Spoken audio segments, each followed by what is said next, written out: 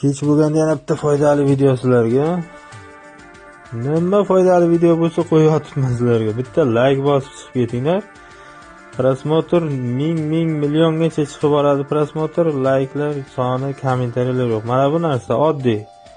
Ko'p joyda sotadi, elektrический magazinlarda, bitovoy texnika sotadigan magazinlarda 15 ming yo 20 ming so'm turadi, lekin juda foydasi katta. Bu nima narsa desangiz, buni olib kelasizlar bunday qilib.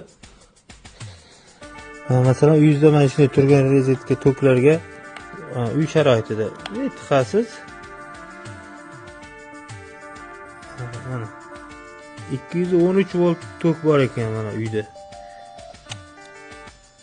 Mana oddiy narsa. Men bu narsadan ko'p foydalanaman, chunki mana Toshkentda Sergeli tomonlarda 170, 165 ko'rsatadi.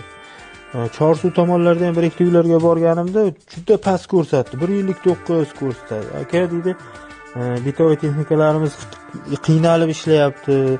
Aristonlarimiz aytganimizdek qizdirmayapti deydi. To'xtang qani deb bunday tiqsam 160 tok ko'rsatadi. 220 bo'lish kerak-ku. Mana 210 normal. Men aytaman 200 dan pasaydimi, o'sha bitovoy texnikalar, televizorlar qiynalib ishlaydi, shuni esda tuting deyman-da. Mana bu yerda 210 stabilizatorsiz normal bo'ladi. Olib qo'yinglar, maslahatim shundan. Ziyon qilmaysizlar. Uylarda oddiygina tiqib osongina ishlatishga.